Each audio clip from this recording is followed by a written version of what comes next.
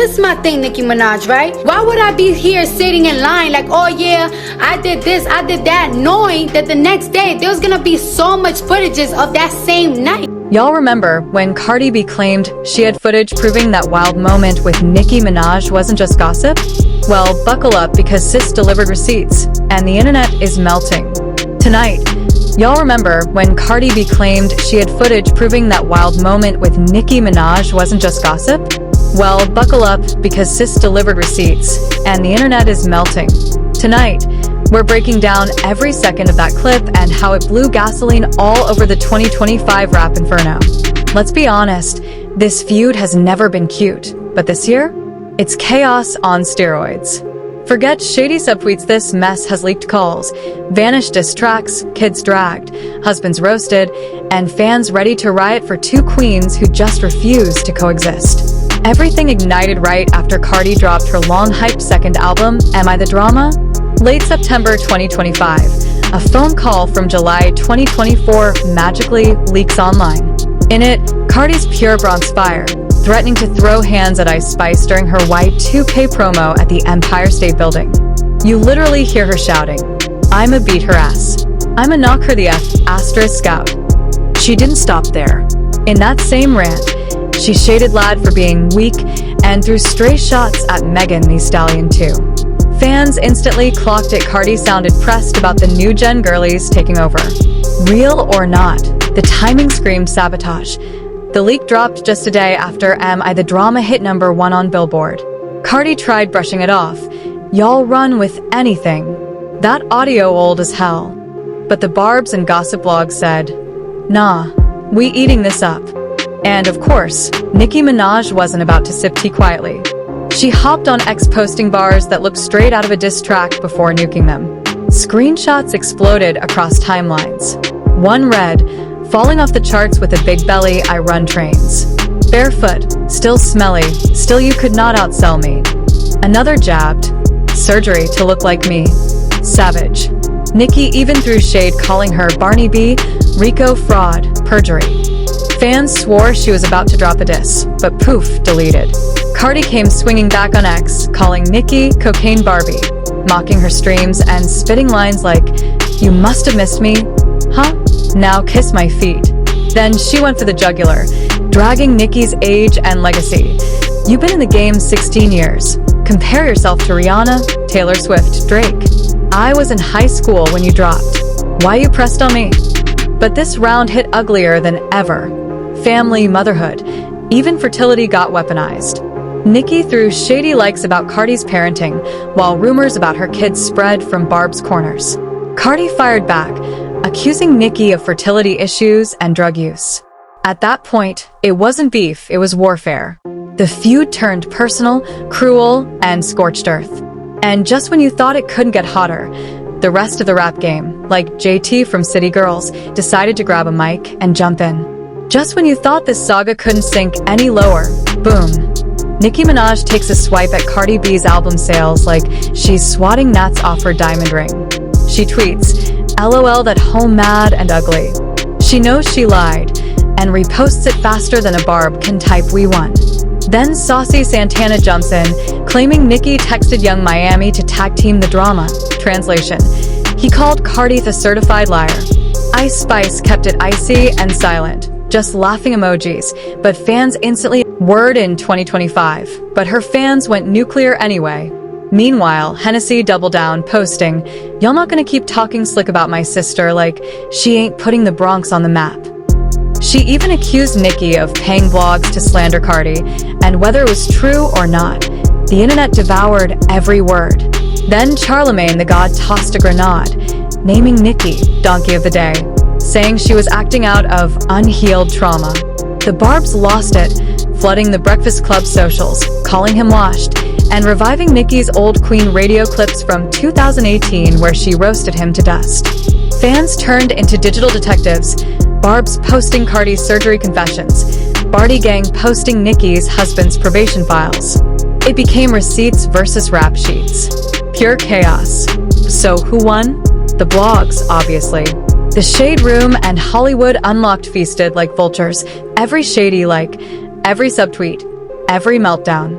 Even The Guardian wrote think pieces, while Latin outlets hyped Cardi's Dominican pride, framing her as the underdog versus the gatekeeper. It wasn't just American drama, it was global gossip gold. Even people who couldn't name a single Nicki or Cardi song were suddenly tuning in for the carnage. But to really get it, you gotta rewind. This didn't spark in 2025.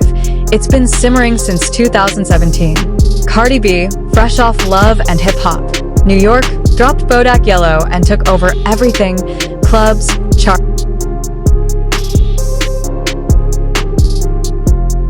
Ragged by Raleigh when there's so many footages of that night, every single angle, and where am I getting ragged at? Days after the Harper's Bazaar showdown, Nicki Minaj fired up Queen Radio and went full mob boss mode, saying, "You put your hands on certain people, you're gonna die. Period." Cardi B clapped back on Instagram like a woman fed up, writing, "I let a lot slide. I let you sneak diss me. I let you lie on me. But when you mention my child, when you like comments about me being a bad mother, that's when all bets are off." That moment, it locked the feud in blood. This wasn't music anymore. This was personal war. From that day on, Queen Radio became Nicki's battlefield. She accused Cardi of using payola to boost her songs, mocked her tough talk, and aligned herself with every rapper who had smoked for Cardi. Meanwhile, Cardi unleashed an iconic 10-part Instagram rant, Pure Bronx Fire meets courtroom exhibit. She tackled Nicki's claims one by one, flashing texts, receipts, and contracts like a lawyer in Louboutins. You could hear the exhaustion, but also the fury. By late 2018, the feud turned into a numbers war. Streams, charts, YouTube views. Every metric became ammo.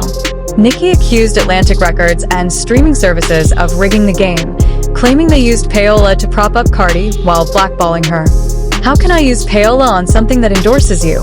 she shouted on Queen Radio, pure chaos in surround sound. Cardi fired back, saying Nicki was just bitter and that she'd clawed her way up the hard way. Then Nicki tried to drop the real receipts, leaking texts and private convos she said proved Cardi was lying. She even posted DMs with Quavo to show she didn't change her motorsport verse out of spite.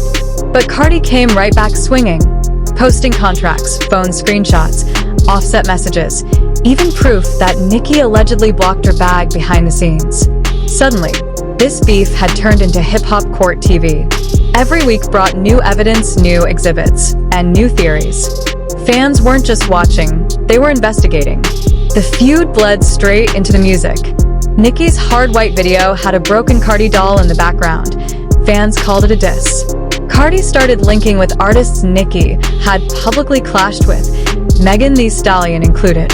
Every bar they dropped got picked apart like gospel. Nicki's lines like the QB, the QB, the QB in Barbie Dreams and Cardi's I ain't fighting for attention, competitions never mentioned in Money became code to stand detectives online. By 2019 and 2020, both rappers chilled on direct shots, but the shade game stayed undefeated. Nicki unfollowed anyone who collaborated with Cardi. Cardi liked comments mocking Nicki's charts. Nicki dropped yikes and fans instantly claimed she was still subbing Cardi. Cardi's press video had visuals the Barbs swore referenced Nicki's court case. The fandoms doubled down. Barb screamed, industry plant. Bardi gang yelled, bitter and washed. Every win either woman had, the other's fans tried to dismantle. It became what the internet dubbed the Cold War of hip-hop. Less fists, more strategy. No diss tracks, just silent jabs and power moves. But everyone knew the truth. This fire wasn't out. It was just simmering, waiting for the next explosion. And the wildest part? Before the madness, Cardi used to praise Nicki. She once said, "If you pull up all my old videos, I was always giving you respect. You were someone I listened to back in high school." Imagine that. Respect turned rivalry, admiration turned artillery. The same love that built bridges ended up fueling one of rap's most legendary beefs. Back in 2016, Cardi B was out here calling Nicki Minaj one of her biggest inspirations. But the second Bodak Yellow blew up, the internet did what it always does, dug up old clips. Barb started posting side-by-sides of Cardi praising Nicki, then defending herself against Nicki's shade, like she'd pulled a personality switch. In reality, it was messier than that. Every interview Cardi did came with the same question. So, what's up with Nicki? And she'd always give that calm answer. I don't got no problem with her. People just want to make it something. Meanwhile, Nicki dropped subtle jabs in her own press runs. In One Beats One interview, she said, "The only thing with Cardi that really hurt my feelings was the motorsport situation." Translation: Nicki felt disrespected, and that fed the ungrateful newcomer narrative that split the fan bases for good. Then came 2019, Cardi made Grammy history, the first solo female rapper to ever win Best Rap Album.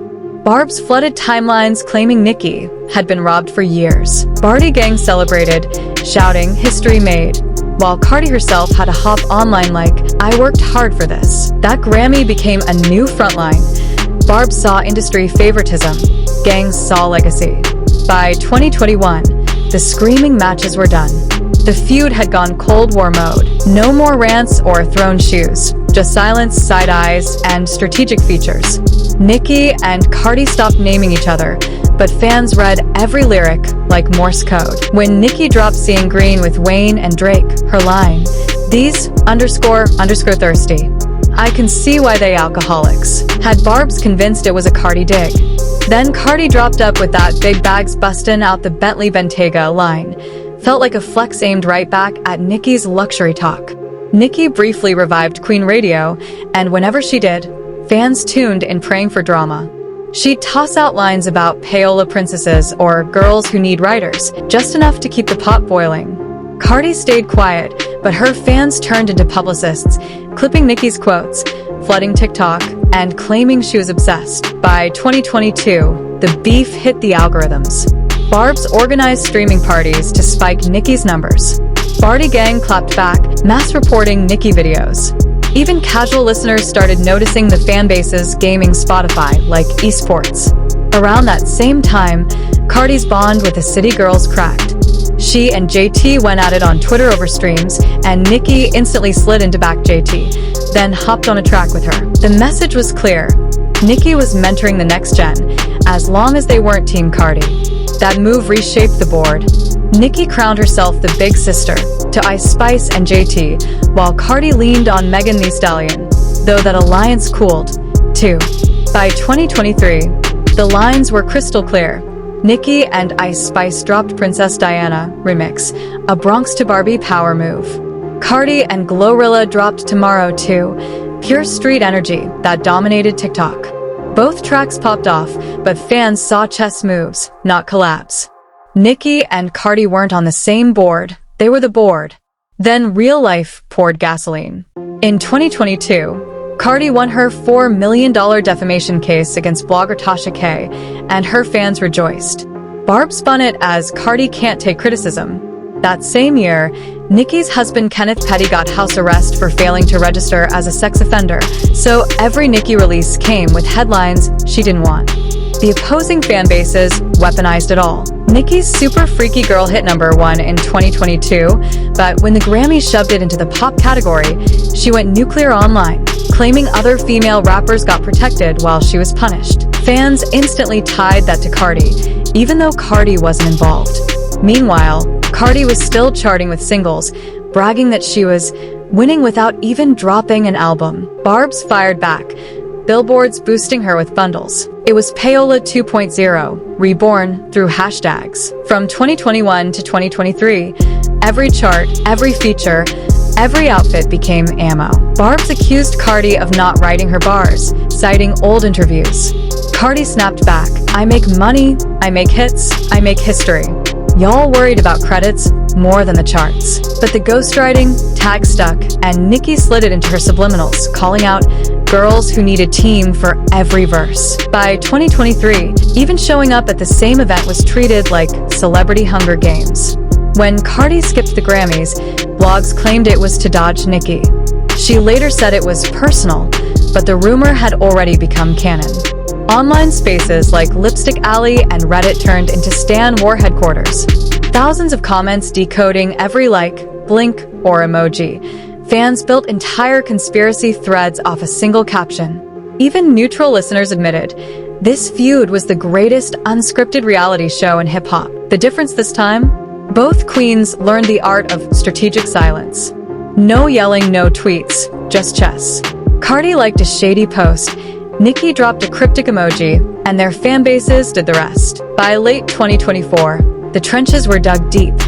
Nicki with Ice Spice and JT, Cardi with Megan, Off and On and Glorilla. Lawsuits, collabs, subtweets, it all stacked into one giant powder keg. So when that 2024 audio leaked in 2025, it didn't feel random. It felt inevitable. The dam finally broke. The decade-long Cold War turned hot again. Nastier, louder, and way too entertaining to look away from. Then real life poured gasoline. In 2022, Cardi won her $4 million defamation case against blogger Tasha K, and her fans rejoiced.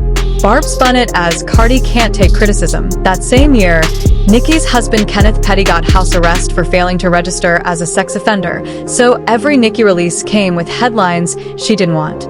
The opposing fanbases weaponized it all. Nicki's Super Freaky Girl hit #1 in 2022, but when the Grammys shoved it into the pop category, she went nuclear online, claiming other female rappers got protected while she was punished. Fans instantly tied that to Cardi, even though Cardi wasn't involved. Meanwhile, Cardi was still charting with singles, bragging that she was winning without even dropping an album. Barb's fired back, billboards boosting her with bundles. It was Payola 2.0, reborn through hashtags. From 2021 to 2023, every chart, every feature, every outfit became ammo. Barb's accused Cardi of not writing her bars, citing old interviews. Cardi snapped back, "I make money, I make hits, I make history.